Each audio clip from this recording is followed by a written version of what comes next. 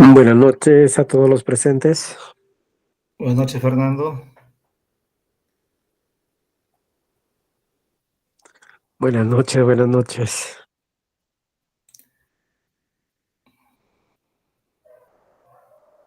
Bien, en principio nos vamos a guiar la parte teórica del curso, del libro de análisis matemático, curso de introducción de Hassel. Entonces, en la página 532 de dicho libro, ¿sí se está viendo la pantalla, el PDF? Sí, sí, Fernando, adelante, está bien. Gracias. Entonces, empezamos a hablar de la integral definida. Bueno, esencialmente hablamos de lo que es una partición, ¿no? Son conceptos que de alguna manera ya seguramente se lo han visto. Eh, y en esa partición, en cada subintervalo, nosotros vamos a considerar el supremo y el ínfimo, ¿no? Que para efecto de una función continua hablamos del máximo y del mínimo. Eh, entonces, a partir de esos conceptos, establecemos la suma de Riemann tomando en cuenta los valores máximos y mínimos y hablamos entonces de lo que es la integral inferior y la integral superior, ¿no? Definimos la integral inferior como el supremo entre todas las particiones posibles de las sumas inferiores, el supremo, ¿no? Y el ínfimo en las sumas inferiores, ¿no? Entonces, el objetivo acá es ver desde un punto de vista básico. Entonces, vamos a ver estas ideas, vamos a plasmarlas, estas ideas básicas, fundamentales, lo vamos a ver a través del GeoGebra. Bien, entonces vamos a trabajar con el GeoGebra de manera práctica estas ideas. Vamos a compartir entonces, voy a dejar de compartir el texto y voy a abrir el GeoGebra.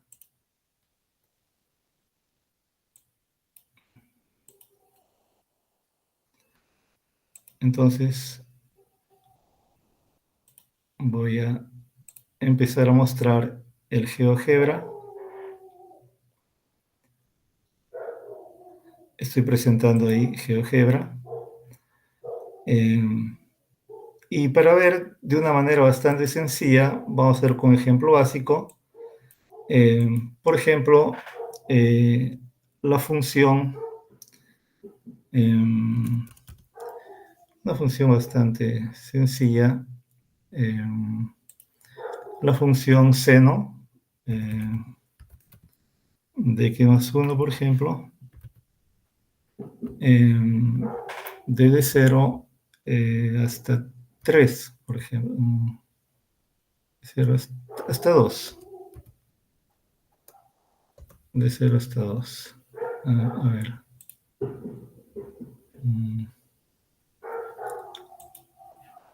A ver, función.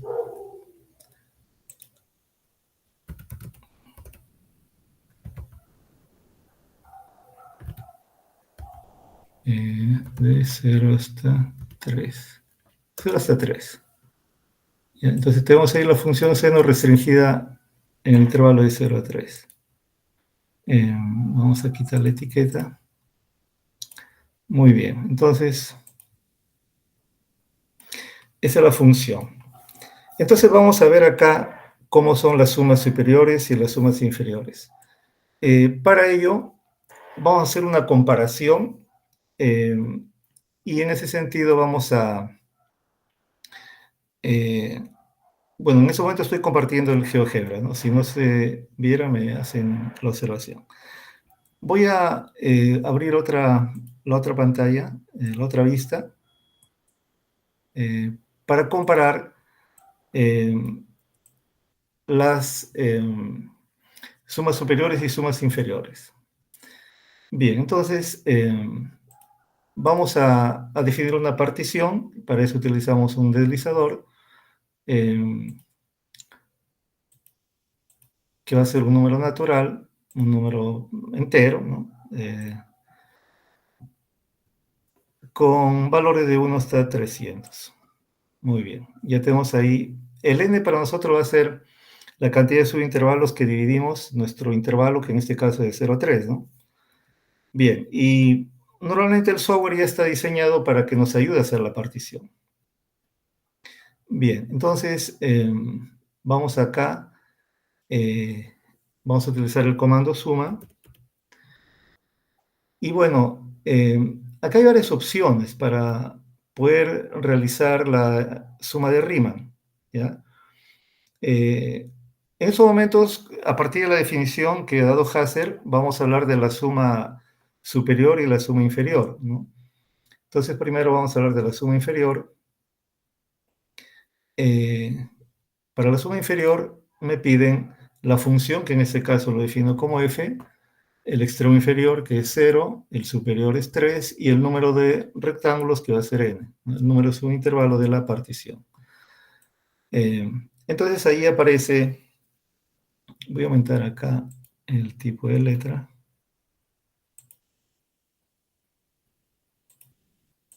Allí aparece, entonces, observen ustedes, para n igual a 1 tenemos obviamente el único subintervalo, es el intervalo mismo de 0 a 3, ¿no? Ahora, ¿cómo trabajar con la suma superior? Bueno, nosotros tenemos acá que plasmar la gráfica de la suma superior en la parte derecha. Pero acá hay un inconveniente, ¿no? De que la función f se ha definido para la primera ventana gráfica bidimensional.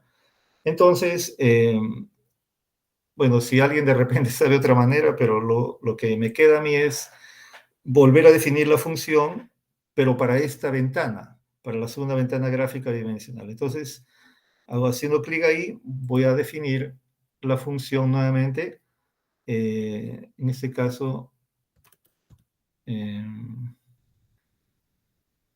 bueno, en este caso,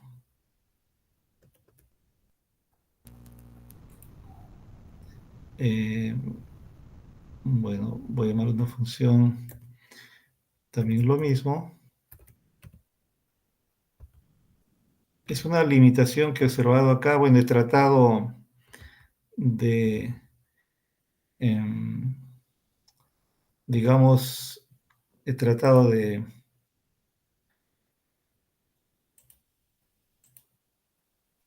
de alguna manera que una función que escribo acá en la ventana algebraica se grafique simultáneamente en ambos, ¿no? Bueno, hasta ahora no he podido hacerlo, así que tengo que escribirlo de dos maneras. Entonces aparecen el f y g, en verdad es la misma, ¿no? Sino que la función f está ligada a la primera ventana y la función g a la segunda ventana, porque si no lo escribo no aparece para poder guiarme para interpretar geométricamente las sumas inferiores, superiores en ese caso, a la derecha, ¿no? Bien. Entonces, ahora para la ventana gráfica 2, voy a definir ahora la suma superior. Entonces, tenemos acá suma, empiezo a escribir y bueno, el software autocompleta me da la posibilidad de escribir la suma superior. Entonces acá obviamente considero la función g, extremo inferior 0, el superior 3, y n, el deslizador es el mismo para ambos, ¿ya? El deslizador es el mismo para ambos. A ver, analicemos lo que tenemos hasta acá. Primero que estoy considerando solamente un subintervalo, es decir, el intervalo mismo es 0 a 3, n igual a 1. Estoy considerando acá el valor mínimo de la función, en este caso el valor mínimo de la función es 1. Entonces, tendría que el elemento de la suma de Riemann sería base por altura, ¿no? En este caso 3 por 1, que es el valor mínimo. Por eso de que la suma de Riemann para n igual a 1 es 3. El a va a denotar entonces para nosotros el valor de la suma de Riemann, ¿no? Eso para, considerando las sumas inferiores. Para las superiores, observen acá que toma el valor máximo, ¿no? como altura del rectángulo toma el valor máximo. Y obviamente la suma de Riemann para n igual a 1 se reduce al valor 6. Bien. Entonces empezamos a hacer variar, con ayuda del software, empezamos a hacer variar el n. Entonces, por ejemplo, ahí le doy el valor de 2. Se observa aquí que para n igual a 2, en la izquierda tomó el valor máximo 1, pero ya para el segundo subintervalo el valor máximo corresponde a la imagen de 3. Perdón, mínimo. Estoy acá en la izquierda con mínimos y en máximos estoy a la derecha, ¿no? Cometí un error ahí. Entonces, observen que a la derecha los dos subintervalos tienen como máximo al valor 2, por eso que en este caso los dos rectángulos coinciden.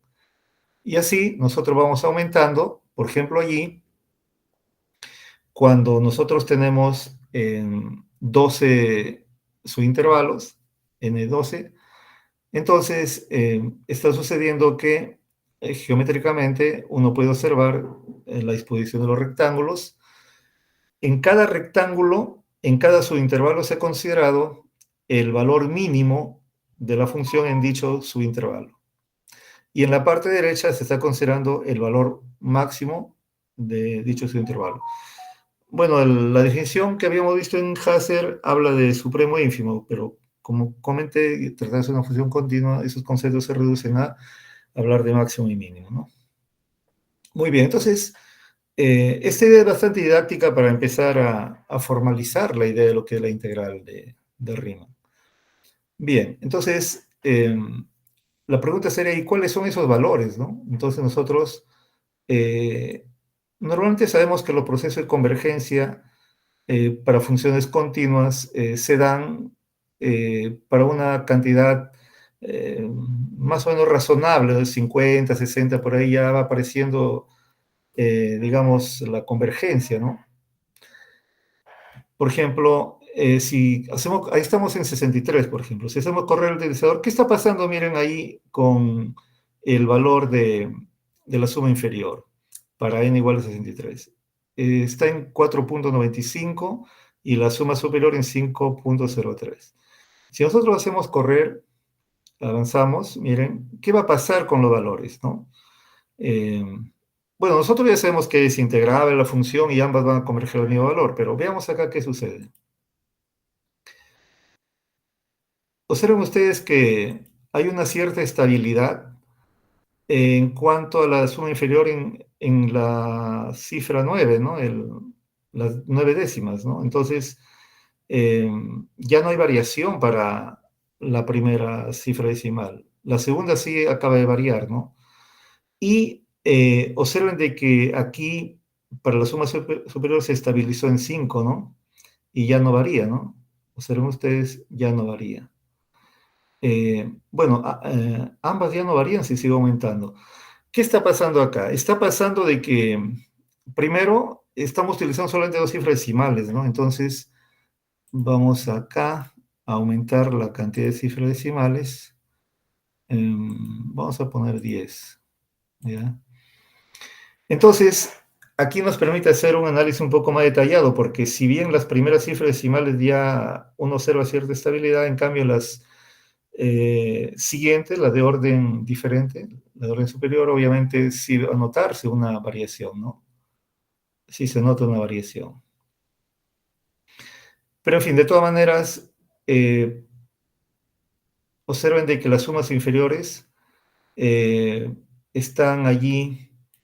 Ya no solamente las cifras de las décimas, las centésimas también ya se estabilizaron, ¿no?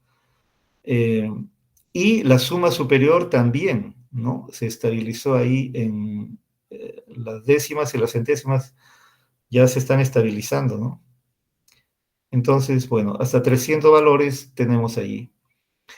Entonces, una primera conclusión que extremo es, obviamente, si hablamos aquí de convergencia, podemos seguir trabajando y podemos analizar las siguientes cifras decimales, pero hasta allí, de manera aproximada, podemos concluir que aproximadamente la integral va a ser 4.99, ¿no? Casi 5 diríamos, ¿no? Casi 5 diríamos, por ahí va. Obviamente estamos hablando de un valor aproximado acá, ¿no? Estamos trabajando, obviamente ustedes saben bien que el resultado va a ser un valor irracional, ¿no? El resultado es un valor irracional que obviamente nosotros siempre lo trabajamos con aproximación. Bien, pero esencialmente lo que quería era mostrar entonces cómo el software nos proporciona elementos para hacer el análisis y poder, en base a eso, tomar en cuenta la definición y hablar entonces de que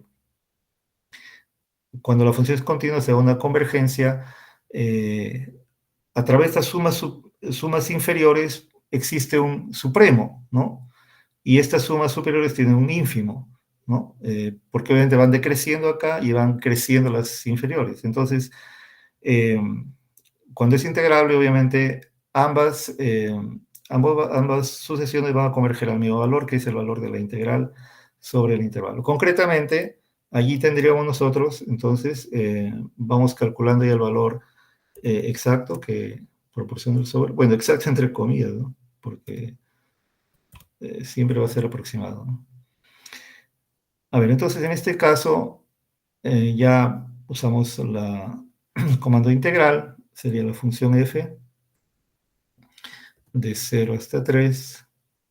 Bueno, y el valor que proporciona acá con 10 cifras decimales es 4.989, ¿no? Claro, y se nota que hay diferencias, ¿no? Hay coincidencia en la primera cifra decimal, ya en la segunda hay una diferencia, ¿no? En la suma superior está más cercana que la suma inferior está más cercana que la suma superior, ¿no?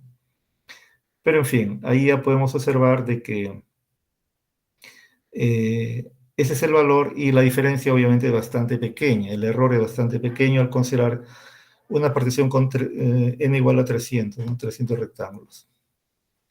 Muy bien, ese es lo que podemos nosotros en principio comentar acerca de la integral definida.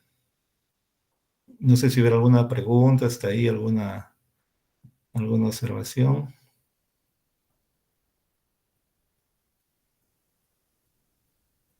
Bien, entonces vamos a continuar. Entonces, acá para trabajar con sumas de Riemann, ya hemos utilizado dos formas de suma de Riemann. Nosotros sabemos que la suma de Riemann está supeditada a cómo elegimos el punto en el subintervalo. En este caso especial de dos sumas de Riemann, estamos tomando el valor donde se realiza el ínfimo, o mínimo en este caso, y el valor donde se realiza el máximo, ¿no? Pero hay otras maneras de calcular suma de Riemann que proporciona el software. ¿Ya? Veamos. Vamos a ocultar, a ver, vamos a ocultar la suma superior, lo vamos a ocultar. ¿Ya? Vamos a trabajar con la suma inferior y vamos a utilizar otro método. Vamos a regresar también acá. Bueno, ahí con n igual a 2. Bien, entonces, ¿qué más nos proporciona el software para analizar la suma de Riemann? Suma inferior, suma izquierda, rectángulos.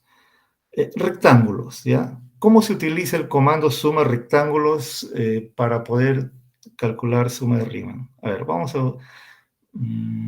ya, primero antes de usarlo, vamos a definir un deslizador. Vamos a definir un deslizador que va a ir de 0 a 1. Vamos acá. Le vamos a llamar... ¿qué nombre le damos? Vamos a llamarle I. ¿Ya? I va a ser un número real, pero que va de 0 a 1. Puede definir ese deslizador. ¿Ya? El deslizador I que va de 0 a 1. ¿Para qué? Para poder utilizar nosotros...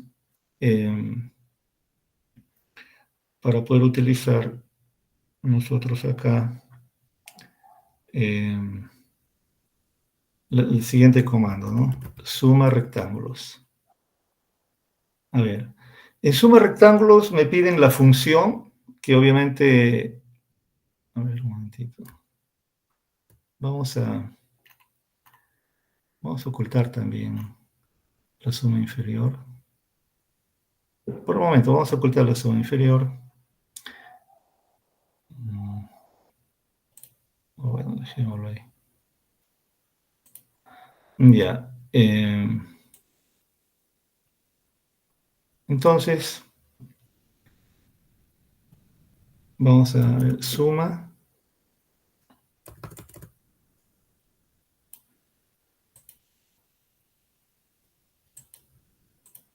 Suma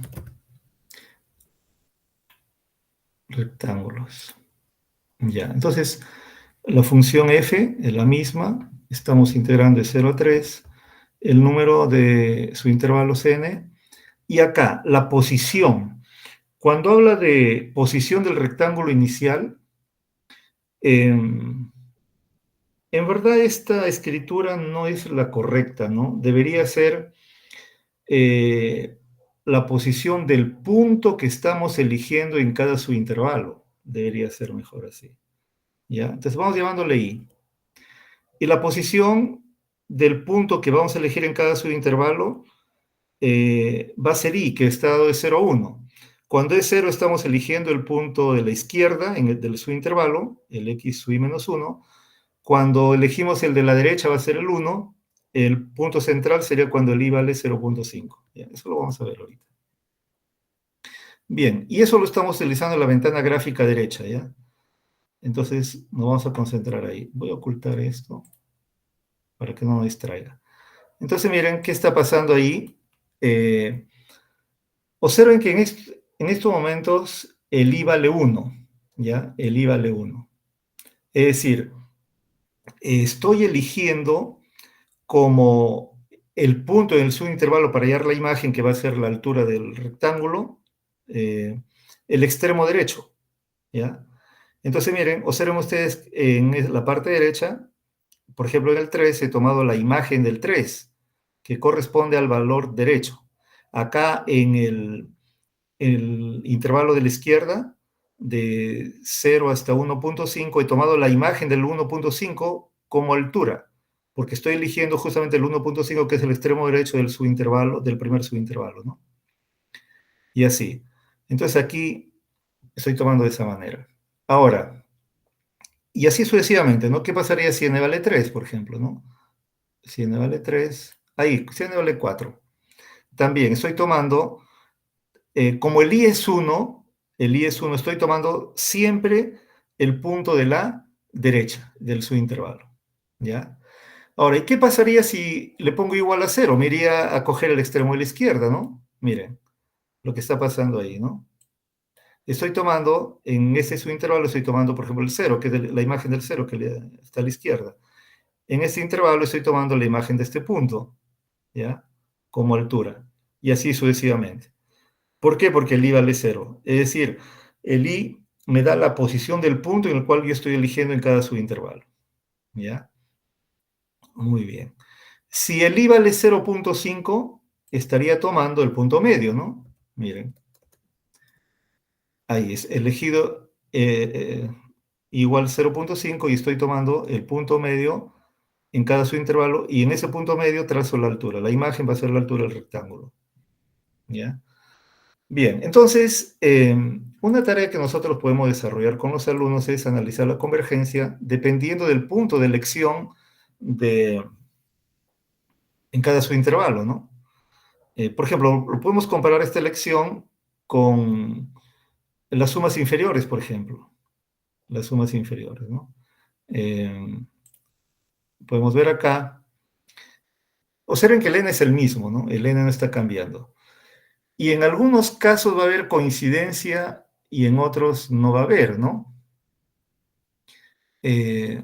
Por ejemplo, acá nosotros estamos tomando, bueno, aquí vamos poniendo acá, porque el valor de la izquierda. Comparemos acá. Al comparar observamos de que, por ejemplo, en el primer subintervalo coinciden, ¿no? Porque el extremo el extremo izquierdo me proporciona el mínimo, ¿no? Coinciden las ideas. Para el siguiente intervalo, también, porque el extremo izquierdo me proporciona el mínimo, ¿no? En el otro intervalo, en el tercer intervalo ya no, porque el extremo izquierdo ya no es el mínimo, ¿no? En ese caso, observen ustedes que el extremo derecho va a ser el mínimo, ¿no? Entonces acá estamos eligiendo el mínimo y acá estamos eligiendo el extremo izquierdo. Aquí se nota la diferencia en el tercer intervalo, ¿no? Repito, acá en la primera ventana gráfica, que estoy señalando, estoy eligiendo como imagen del rectángulo el valor mínimo, mientras que acá estoy eligiendo el valor izquierdo, ¿no? Análogamente, también acá, en el último rectángulo, estoy eligiendo como altura el mínimo, mientras que acá estoy eligiendo como altura el correspondiente al valor de la izquierda, ¿no? De la izquierda. Entonces, ahí uno puede ir observando, ¿no? Y analizando la diferencia de las convergencias entre estos diversas sumas de rima, ¿no? Muy bien. Entonces, por ejemplo, ahí está en 4.8 y por acá es en 4.9, ¿no? Y así, ya sabemos el valor de convergencia en el cual vamos a tener, que es el valor de C, 4.98, ¿no?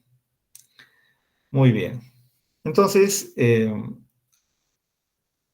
allí también podemos observar que es otra manera de considerar la suma de Riemann, utilizando el software. Muy bien.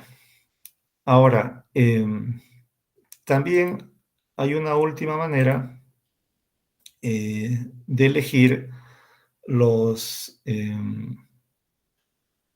suma de Riemann mediante el siguiente comando.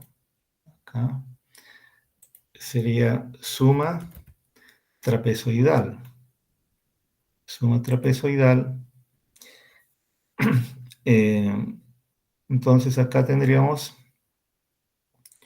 en suma trapezoidal, por ejemplo, nuestra función es la misma, nuestro intervalo es el mismo, el número de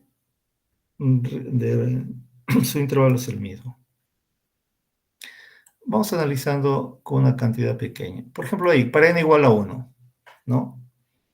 Para n igual a 1. ¿Qué está pasando ahí? Comparación del método utilizando la integral inferior versus el método trapezoidal, ¿no?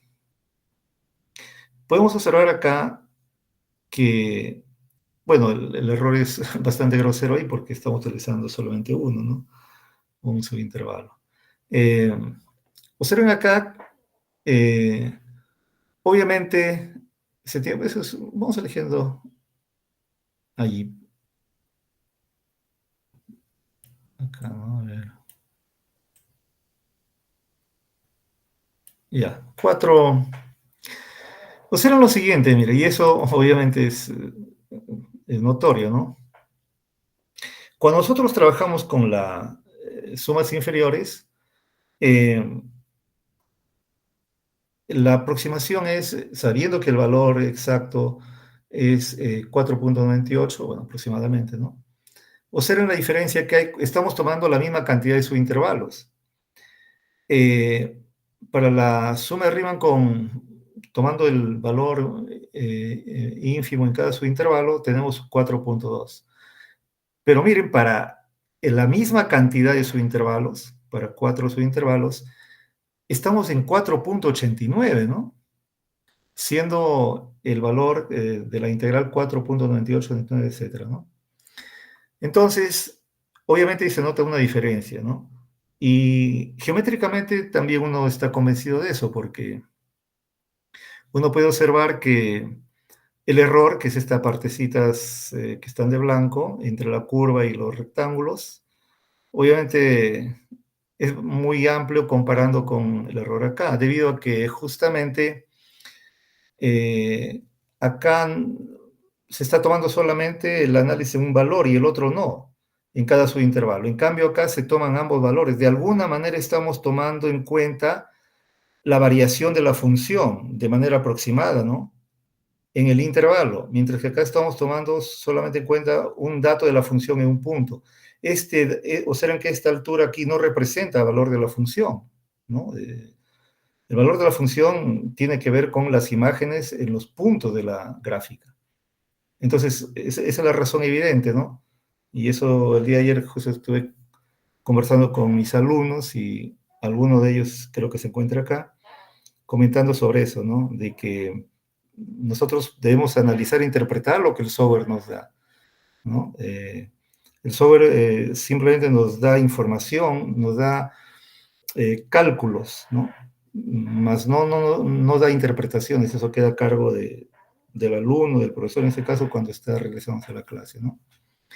Entonces, una pregunta de clase, uno puede plantearse, ¿no? ¿Cuál es la razón de que en uno haya más aproximación que en otro, ¿no? Claro, gráficamente está allí, ¿no? Es evidente, pero tenemos nosotros que expresarlo utilizando el lenguaje matemático de manera adecuada, ¿no? Ya sea de manera verbal o escrita, ¿no? Muy bien, entonces, eso es en cuanto a lo que quería comentar en esta primera parte, de lo que se trata, pues, de la suma de Riemann, y en el límite, obviamente, nos da la integral. La fórmula trapezoidal, obviamente, la convergencia es mucho más rápida que en los otros métodos, ¿no? Muy bien. Entonces, hasta ahí esa primera parte. En conclusión, entonces, de lo que estamos haciendo acá, haciendo un resumen, podemos decir que en este caso tendríamos acá que planteamos la suma de Riemann y en el límite, cuando n tiende a infinito, o para n muy grande, la suma de Riemann se va aproximando a este valor, 4.98. Obviamente la forma de aproximarse va a depender mucho de cómo trabajemos en cada subintervalo, ¿no? Como hemos observado ahí anteriormente. Muy bien. Ahora vamos a ver el concepto de área, ¿no? El concepto de área, ¿qué tiene que ver con la integral? De alguna manera hemos hablado de área aquí, pero podemos nosotros ahora relacionarlo, ¿no? El concepto de área está ligado con el concepto de integral. No son lo mismo, obviamente. Hay una coincidencia para en ciertos casos, pero en general son conceptos diferentes, ¿no? Podemos definir el área a partir del concepto de integral, pero en algunos casos vamos a ver que el concepto, pues, de integral es mucho más amplio que el concepto de área, ¿no? Bien, entonces, para ello vamos a plantear también un ejemplo. A ver, vamos a borrar todo esto y vamos a ocultar esta vista, la segunda vista. Ahí habíamos empleado la segunda vista precisamente para efectos comparativos, ¿no? Ahora vamos a trabajar solamente en cada uno. A ver, veamos. Nosotros tenemos acá, vamos considerando la siguiente función. Por ejemplo, a ver qué función podría ser. Por ejemplo, 1 menos x cuadrado. Algo así, ¿no?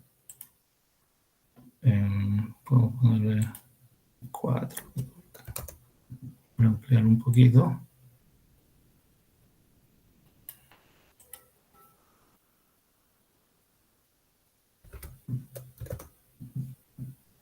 Ya, algo así.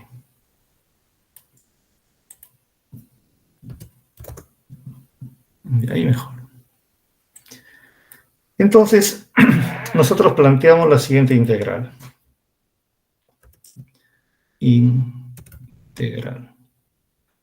Vamos a trabajar con la integral de la función f de 0 hasta 5. Bien. Entonces, tenemos ahí nosotros esa integral. La integral toma el valor de 9.58, ¿no? Ahora, aquí podemos observar, la pregunta sería, ¿cuál es el área, no? ¿Cuál es el área? A ver, podemos calcular la integral, acá, vamos a calcular esa integral de la función f de 0 a 4. Ya. Ahora vamos a cambiar el color aquí para no confundirnos. Acá, color azul. Listo. Entonces,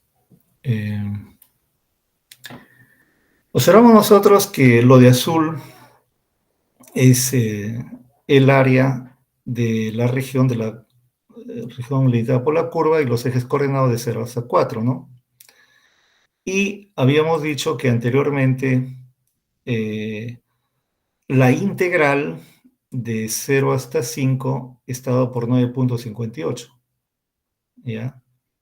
Es obvio entonces de que, como acá estamos describiendo el área mediante esa integral, en función de las ideas que hemos hablado anteriormente de la suma de Riemann, obviamente el concepto de área y el concepto de integral va a haber alguna diferencia aquí, ¿no? Porque si hablamos de calcular nosotros calcular áreas, la integral no nos va a proporcionar el área, ¿no? La integral no nos va a proporcionar el área.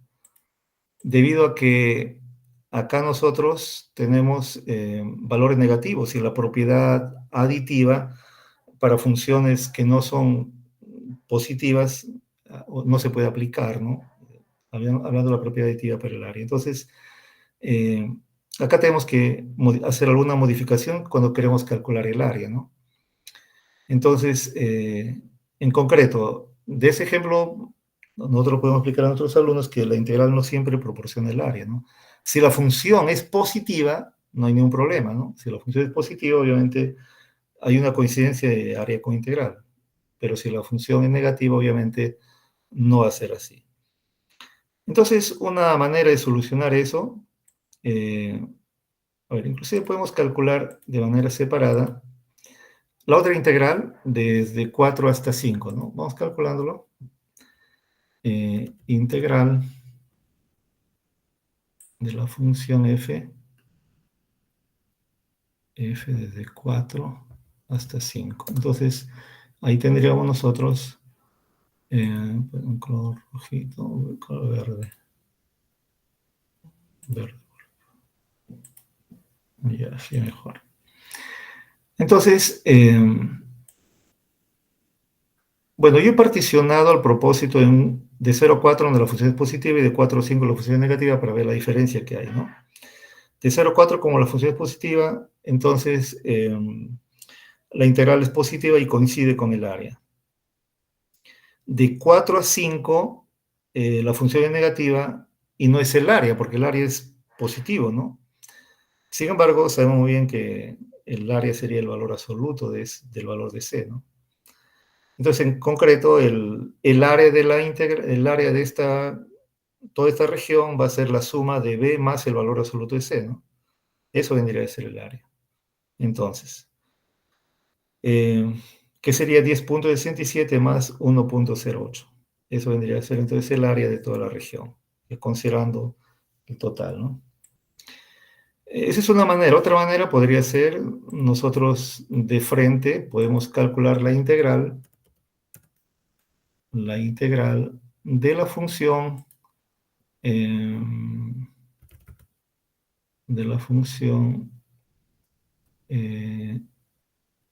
vamos a aplicar el valor absoluto de 0 hasta 5. Si nosotros aplicamos obviamente el valor absoluto, nos proporcionaría, el resultado nos proporciona el área. Obviamente que aquí las integrales no son iguales, pues, ¿no? Hay una diferencia. En esta integral, en el A hemos integrado el f, mientras que acá en el D hemos integrado el valor absoluto de f. Entonces, eso hay que tener cuidado, ¿no? Cuando nosotros explicamos a nuestros alumnos, quedamos claro de que en este caso la integral no proporciona el área. El área está dada por el valor absoluto, la integral del valor absoluto de la función, ¿no? Y bueno, no hay ningún problema en explicar eso, porque esencialmente, si nosotros consideramos la diferencia entre estos dos regiones, geométricamente son equivalentes, ¿no? Lo único que cambia es la posición, nada más, que no tiene que ver nada con las propiedades métricas de un objeto, ¿no? Bien, entonces, eso relacionando nuestras integrales con el concepto de área.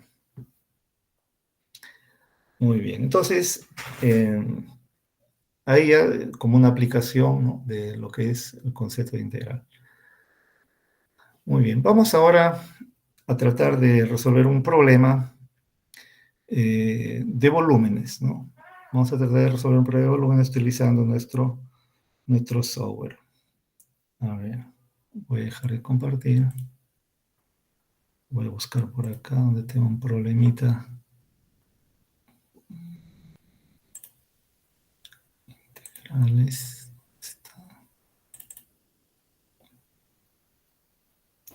Fernando, Sí, disculpa, una consultita. dime, Manuel. Si antes de que pases al siguiente tema, si yo quiero integrar ahí, por ejemplo, de 0 a 1, de la función 1 sobre x. A ver, voy a presentar acá el GeoGebra. A ver, un momentito. A ver, vamos.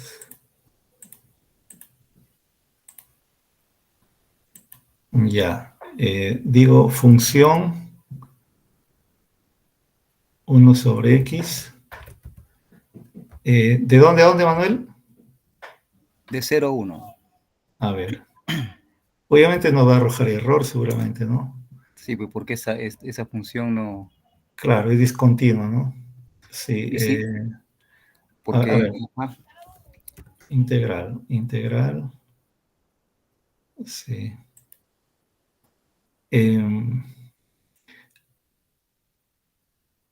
F de 0 a 1. Ahí se trabó la... no arroja resultado, ¿no? No te dice nada, ¿no? El software no te dice nada. El software normalmente está diseñado para funciones continuas o las que tienen continuidad donde se garantiza la existencia de los continuo por partes, que lo llaman, ¿no? Donde se garantiza la existencia de los límites laterales finitos, ¿no? En ese sentido, sí, el software te garantiza eso, ¿no? Porque ahí el área era infinita, quería ver si... Claro. Si no reconoce. El software, cuando la función tiene ese tipo de discontinuidades infinitas, asintóticas, no te da respuesta. Pero si tú le pones una función que tiene discontinuidad de un punto, de salto, que lo llaman, o también discontinua por partes, sí te da valor, ¿no? Ya. Sí. Porque, y si le pones x al cuadrado, también A ver. bota lo mismo, ¿no? 1 sobre x al cuadrado. Ya, a ver.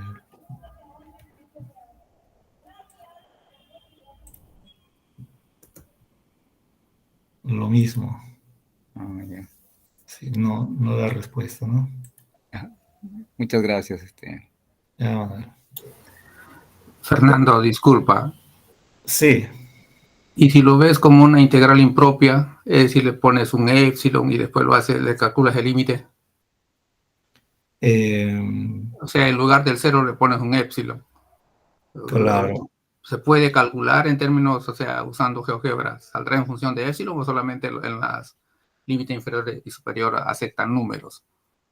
En este caso, como si el épsilon tiende a cero, el límite sale infinito, me parece que sí debería salir infinito, porque el software sí acepta como respuesta infinito.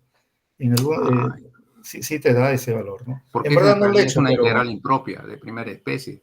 sí, claro, ¿no? Sí. Sí, como resultado, sí, a veces te dan algunos resultados, ¿no? El valor de infinito, ¿no? Ya, Correcto. gracias. Bien, entonces, vamos viendo ahora, a ver, por acá creo que tengo un problemita de... A ver... ¿Dónde está? Interrumpir acá. De...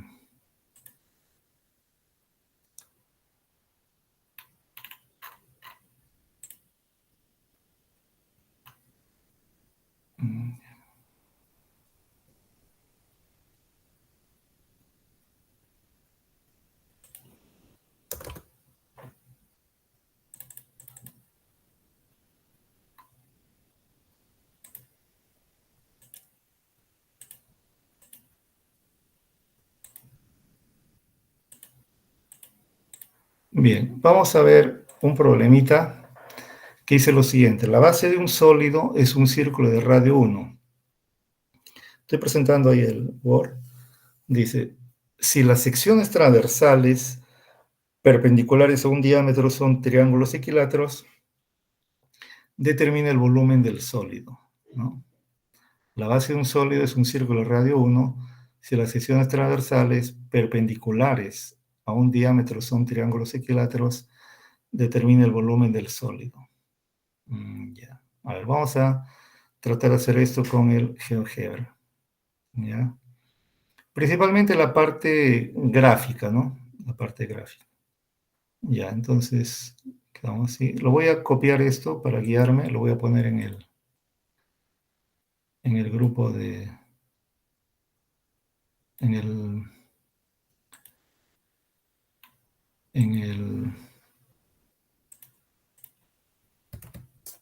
grupo de WhatsApp, ¿ya? Para orientarme. Ya, entonces quedamos así. Bien, entonces voy a dejar de presentar esto para presentar el GeoGebra. Obviamente es una figura tridimensional, así que voy a necesitar de R3, ¿no? Entonces vamos a borrar esto.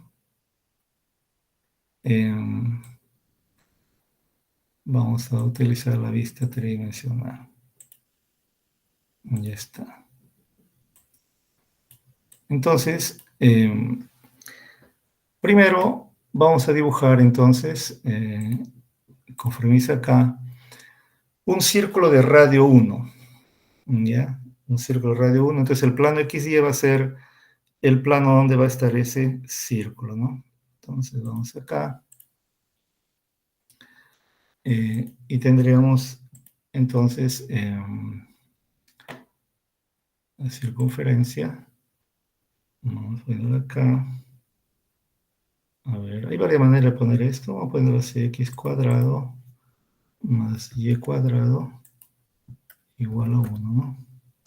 Listo, ahí ya tenemos la base, ¿no? Ahí va a descansar nuestro sólido. Bien. Ahora, también nos dice, si las secciones transversales perpendiculares a un diámetro son triángulos equiláteros. Ya, entonces, un diámetro, ¿cuál elegiríamos como un diámetro? A ver, el rojo es el eje X, el verde es el eje Y. Entonces acá vamos a trabajar de la manera normal, ¿no? Es decir, el eje X, el eje Y va a ser nuestro diámetro. El diámetro entre 0 menos 1 y 0, 1, ¿ya? Vamos a elegir como el diámetro, ¿ya? A ver, en todo caso, no, mejor vamos a integrar, claro, vamos a integrar en el eje Y, pues, ¿no? Vamos a integrar en el eje Y. Entonces vamos a trazar perpendiculares al eje Y, pero obviamente relativos a la circunferencia, ¿no? Entonces, al trazar perpendiculares al sólido, vamos a tener triángulos equiláteros. Bien. Entonces, elijamos un punto acá, un punto en esta circunferencia, ¿no? ¿Cuál sería un punto en la circunferencia? A ver,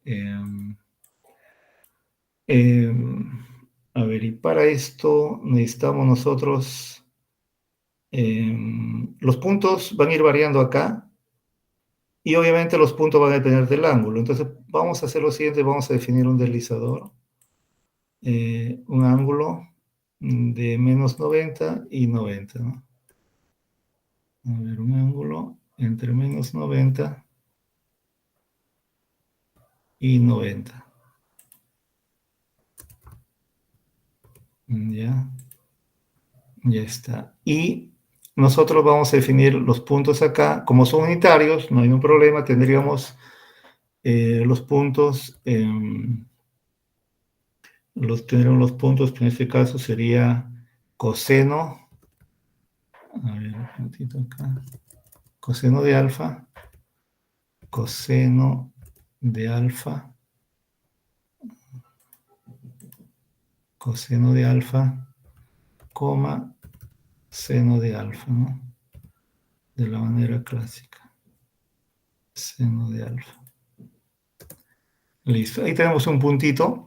Entonces recordemos que las secciones transversales van a ser perpendiculares al diámetro que hemos elegido, como el diámetro es la cuerda, el diámetro, que tiene por extremos, ¿no? 0, menos 1 y 1, 0. Vamos a ampliar esto un poquito. Ahí. 0, menos 1, 0, 1. Ya, entonces, ahí tengo un punto. El otro punto sería simplemente el menos coseno de alfa, coma, la altura es la misma, seno de alfa. Y ahí tenemos el otro puntito que es simétrico con respecto al eje Y, ¿no? Ya, entonces, si yo trazo este segmento, ese segmento va a ser donde va a cortar el plano perpendicular a nuestro sólido, y va a tener eso, ¿no? En el plano XY, mejor dicho, ¿no? En el plano XY. Claro que lo corta en un triángulo, esta es la base del triángulo, sería, ¿no? Muy bien. Ya tengo la base de mi triángulo. ¿Cuál sería la altura? Ya, habría que elegir la altura. A ver, quiero ver si estos puntos los puedo utilizar. Estos puntos son bidimensionales. Ahora lo podría utilizar acá. Bueno, de ahí lo veo. Pero ya tengo claro quiénes son los puntos. Ahora, veamos cuál vendría a ser la altura. Como AB va a ser la base del triángulo equilátero, hay una formulita, ¿no? Necesito la altura. La altura sería, la altura en un triángulo equilátero es lado raíz de 3 sobre 2. Como el lado, en este caso, ¿cuánto valdría el lado? Aquí vamos poniéndolo acá. Acá, en el segmento AB. El segmento AB es el lado del triángulo equilátero. Y obviamente, como la abscisa es coseno de alfa, la longitud del AB es 2 coseno de alfa. Entonces reemplazamos acá, tenemos 2 coseno de alfa por raíz de 3 sobre 2. Entonces la altura va a ser 2 por coseno de alfa sobre raíz de 3 sobre 2. Es decir, simplificando, la altura va a ser coseno de alfa por raíz de 3. ¿Ya? Quiere decir de que nosotros vamos a considerar un punto acá. Vamos a considerar un punto. Acá sería el punto, por la simetría, tendríamos el punto 0. A ver, el X. Veamos bien. ¿Cuál sería el punto de la altura allí? El X. A ver. Aquí el X vale 0. O sea, las primeras coordenadas van a estar acá. Y la altura va a ser el Z, pues, ¿no? Aquí las coordenadas son 0, seno de alfa, Y la altura la acabamos de determinar, es coseno de alfa raíz de 3, ¿ya? Eso va a ser la altura. Entonces voy acá, pongo acá el punto superior de la altura, sería entonces el punto 0, seno de alfa,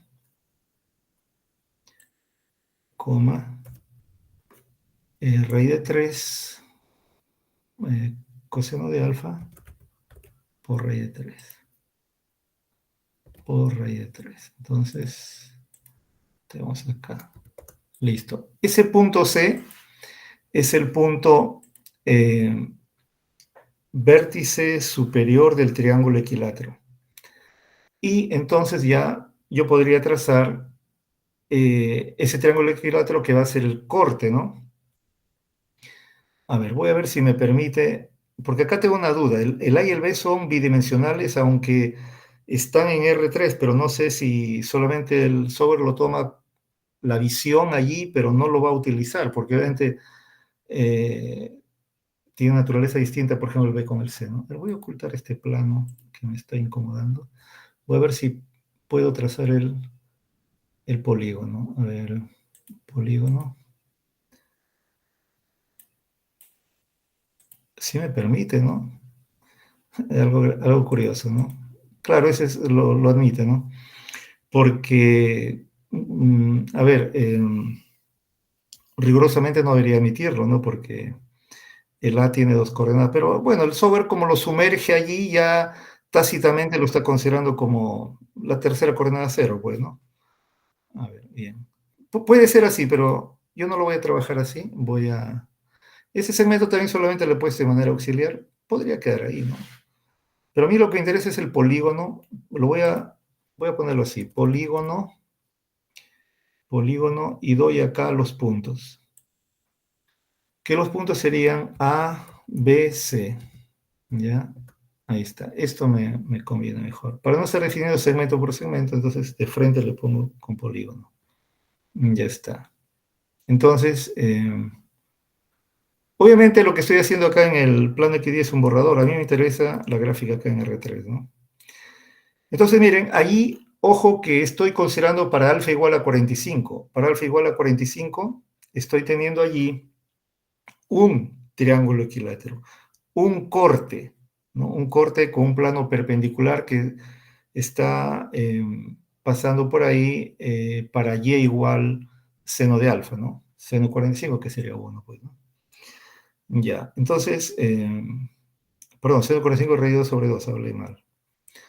Ya, entonces, miren, a medida que yo voy a hacer variar, ese es para un ángulo, en este caso cuando alfa es 45. Si yo hago variar, voy a tener los diferentes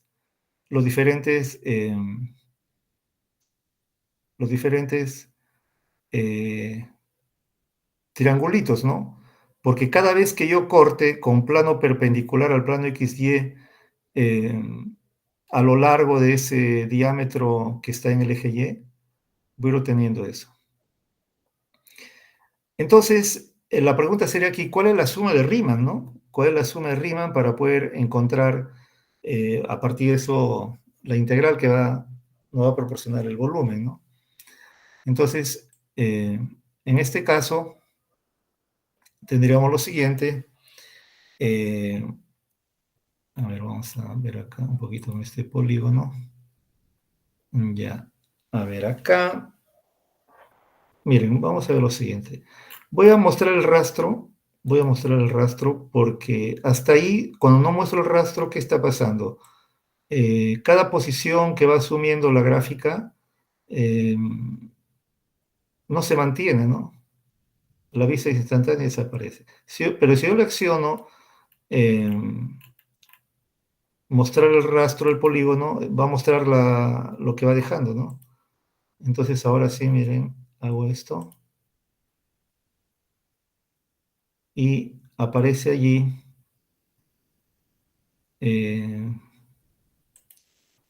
a ver, lo he detenido y observen. Esta es la figura más o menos que aparece, ¿no? Esta es la figura del sólido. Miren, si nosotros lo cortamos con planos perpendiculares al plano XY a lo largo del eje Y, se obtienen estas figuras. que obviamente va a ser un continuo, ¿no? Porque obviamente estamos empleando funciones continuas acá. Pero el problema de esta continuidad que no nos permite ver la suma de Riemann, ¿no? Entonces, la suma de Riemann acá, para poder visualizarlo, vamos haciendo lo siguiente. Esta continuidad se da también debido a que el alfa, si ustedes observan el ángulo, está variando de uno en uno.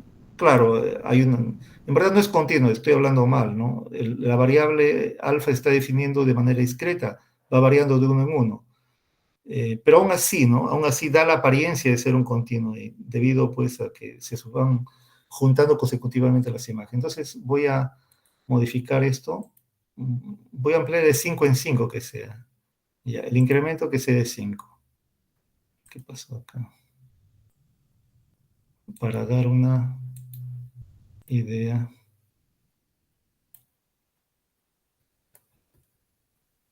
A ver, a veces no sé qué pasa, que me lo desapareció. Me desapareció todo.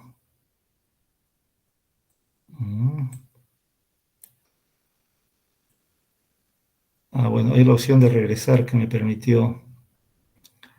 ¿Qué habré hecho que lo desaparecí? Bueno, pero a veces el software presenta algunos problemas, ¿no? Lo que ahorita quiero es modificar la amplitud. Aquí está variando de un grado, y yo quiero, como yo estoy empleando bastante esto, siempre es conveniente cuando uno va a empezar una nueva actividad de GeoGebra, cerrar y abrir de nuevo. Ya me ha pasado esto y no aprendo la lección.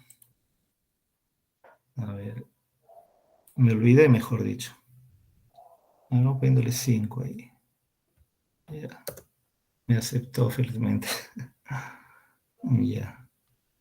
Miren, si ahora le damos de 5, a ver, se verá espaciado. Quiero que sea espaciado, ese es mi objetivo. Ya, a ver, aquí también le voy a cambiar el color. Voy a cambiar el color. A ver acá. Y le voy a dar un estilo un poquito más grueso. Ahí mejor. Lo que quiero ahorita es visualizar la suma de Riemann. Ese es mi objetivo. A ver, ahí.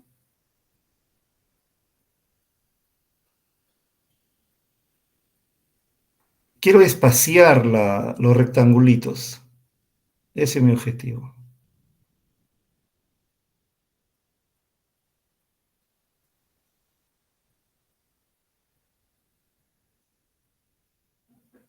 Miren, son triángulos puntiagudos, porque justamente son triángulos equiláteros, ¿no?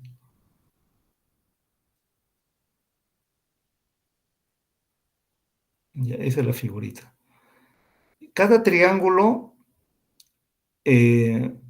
con un grosor incremento de y, en este caso porque estamos integrando el eje y, cada integrando me proporciona entonces, perdón, cada triangulito me va proporcionando. Yo quiero que esté un poquito más grueso el segmento.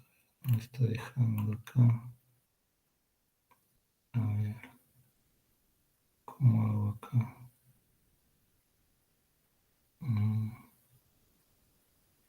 Ya, voy acá, propiedades.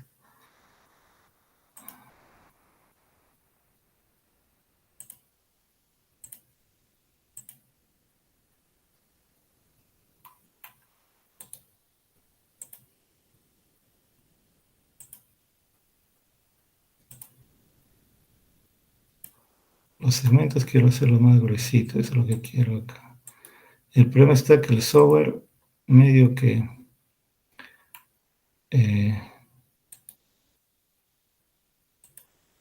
me está...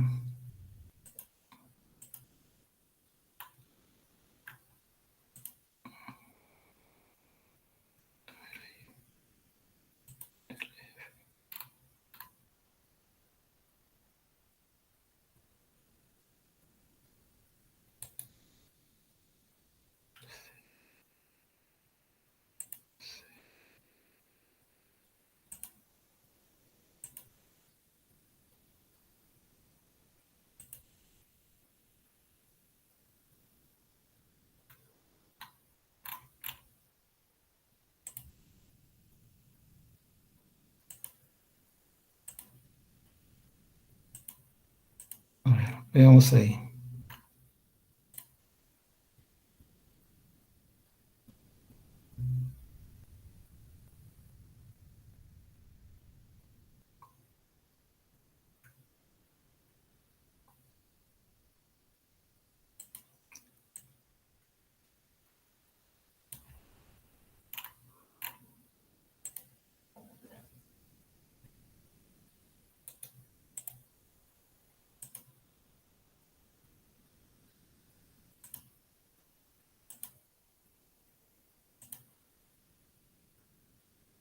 Bien, entonces, cada triangulito es un elemento de la suma de Riemann, ¿ya? Cada triangulito es un elemento de la suma de Riemann. Entonces vamos planteando la suma de Riemann acá. Vamos a escribir cuál sería la suma de Riemann. Y luego vamos a proporcionar la integral que nos va a dar el volumen, ¿ya? Bien, entonces, quedamos así. Tendríamos nosotros de la siguiente manera, a ver, la suma de Riemann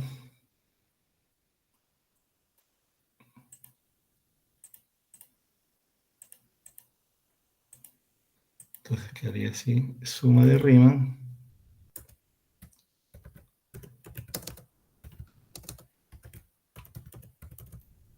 sería de la siguiente manera, igual sumatoria, quería acá sumatoria,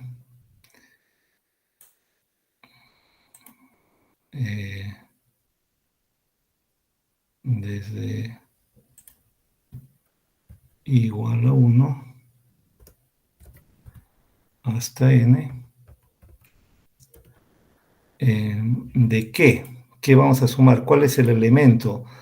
El elemento de área. El elemento de área sería, el área de un triángulo equilátero es base por altura sobre 2, ¿no? Base por altura sobre 2. En este caso la base es 2 coseno de alfa, claro, 2 coseno de alfa. La altura es coseno de alfa por raíz de 3, esa es la altura, todo sobre 2.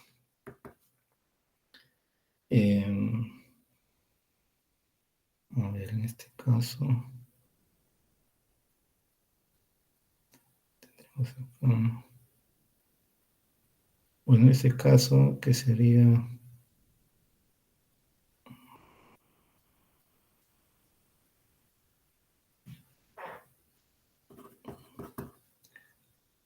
la base vendría a ser, a ver, creo que cancelar esto. Regresemos acá. La base sería acá 2x, 2x, ¿no? 2x sería 2x, y la altura es igual a, en este caso, tenemos acá, es x, 60 grados, acá es x,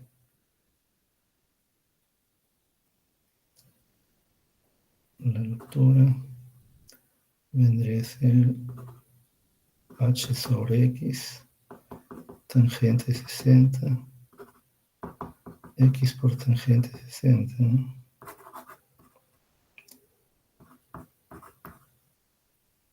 Tangente de 60 raíz de 3, x por raíz de 3. Entonces, la altura sería x por raíz de 3. Ya, entonces, en la suma de Riemann, tendríamos acá, fórmula látex, suma de Riemann igual. Entonces finalmente va a quedar base por altura sobre 2. La base es 2x. La altura es x por raíz de 3, todo sobre 2. Entonces finalmente va a quedar x cuadrado raíz de 3. X cuadrado raíz de 3. La sumatoria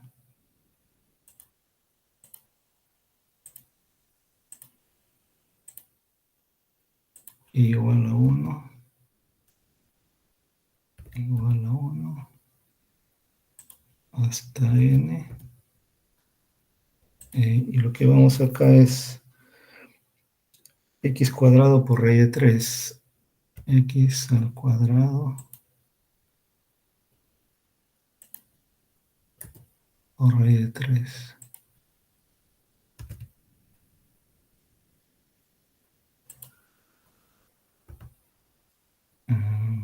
Raíz de 3.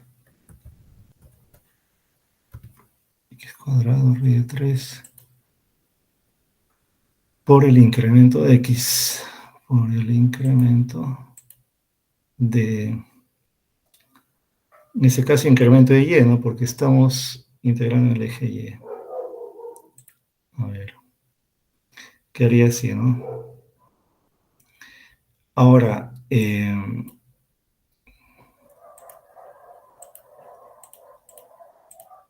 nosotros sabemos que como queremos integrar en el eje y, podemos reemplazar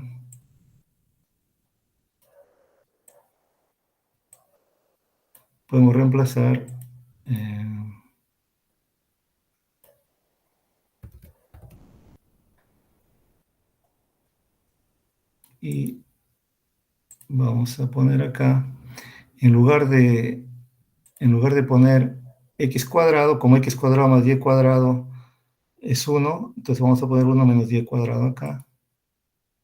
Vamos a poner acá, en lugar del x cuadrado, vamos a poner 1 menos y cuadrado. Listo.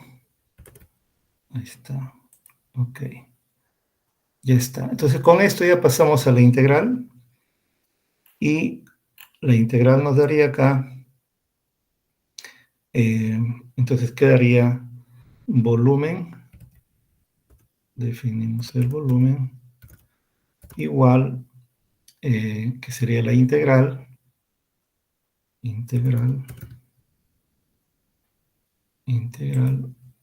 bueno, nuestra función sería raíz de 3, raíz de 3 por 1 menos y cuadrado, 1 menos y al cuadrado por dy. Bueno, no se pone dy acá, solamente se pone la función. El extremo inferior, que sería menos 1, y el superior, que sería 1, ¿no? Bien, entonces, y bueno, el volumen estaría dado por 2.31. ¿Ya? Entonces, eso vendría a ser para nosotros el volumen y lo que habíamos escrito también para poder tener la visión gráfica de la suma de Riemann, ¿no? Muy bien. ¿Alguna pregunta hasta ahí? Bueno, en todo caso, si tuvieran alguna duda, bueno, esta sesión está quedando grabada. Y bueno, por ahora nos vamos a quedar ahí. Seguramente con el profesor Daniel continuarán ya hablando de lo que está en el sílabo de acuerdo a lo que está programado.